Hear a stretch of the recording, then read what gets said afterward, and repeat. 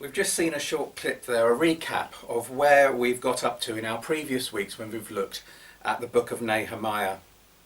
We've now at last come to the end of Nehemiah's story, and after quite a struggle with some powerful foes, Nehemiah and God's people have got the walls of Jerusalem built. This is a real turning point for God's people. Look at where they've come from. They arrived into Egypt a family, and they left a nation. And then God's people leave Judah in exile, a nation, and now they've returned much smaller in number than they were before. But with the potential to again be a great nation, the people God promised. How are they going to do this? Well, they need to keep their side of the covenant, and they need to trust in God. It's the start of another new beginning. Today we are looking at something which, if you read the book of Nehemiah straight through, you might gloss over, you might miss it. It might not even feature if you were to retell the story to someone. But this part is really important. This is about two things: thanking God and celebration. The walls, the gates, and the people are purified. The people are saying, we've made things new. We uphold the covenant. The people's celebration isn't just any old party.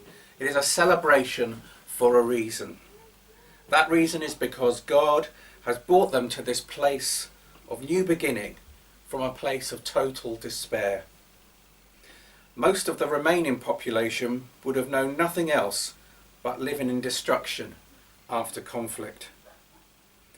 It brings to my mind those pictures we often see on the news of those today living in cities devastated by war. We also have the group who returned earlier from exile, and you can see their story in the book of Ezra. Those people and those who returned with Nehemiah would have known nothing but a life as an immigrant in a foreign land.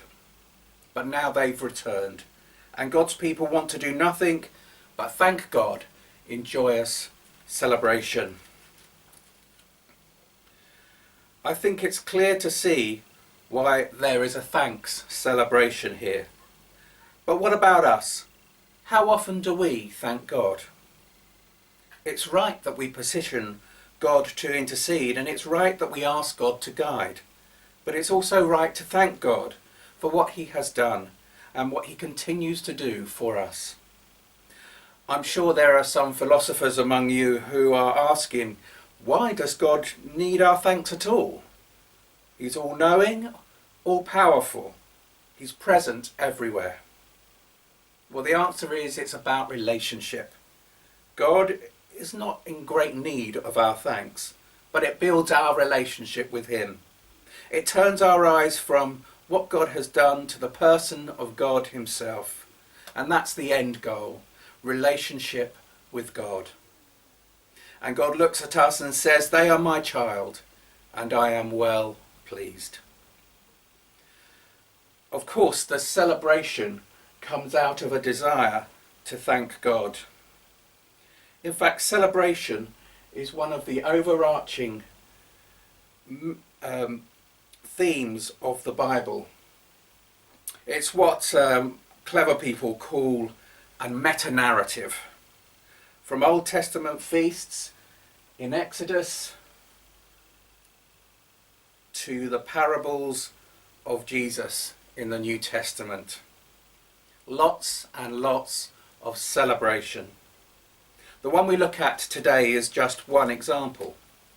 So let's see what God's people in Nehemiah's story did to celebrate their renewed relationship with God. Firstly, they gathered together, and then they got a band together, and then they sang songs of thanksgiving and celebration, and they did that joyfully.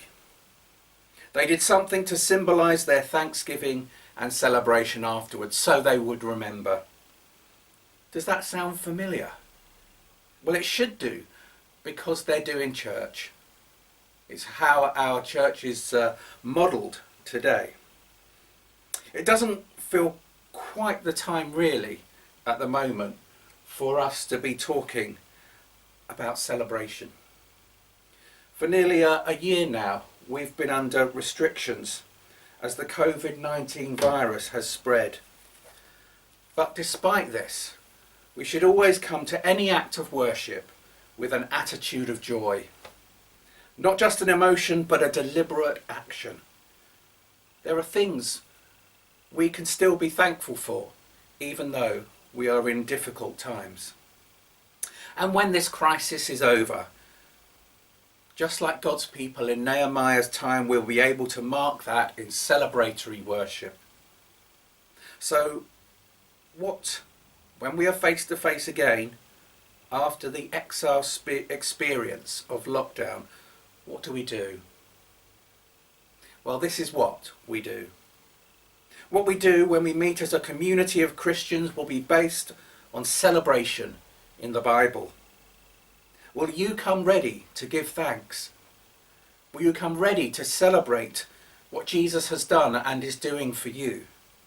Will you come joyfully to celebrate your relationship with Jesus?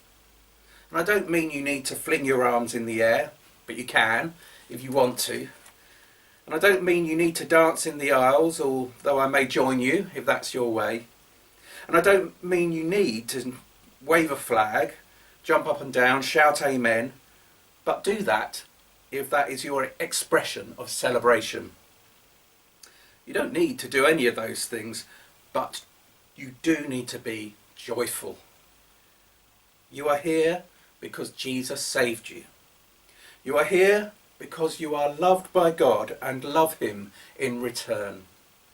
You are here thankful that God looks at you, whatever you've done, and says, you are my child and I claim you as my own. So come expecting to celebrate and come with your heart focused on the God who loves you.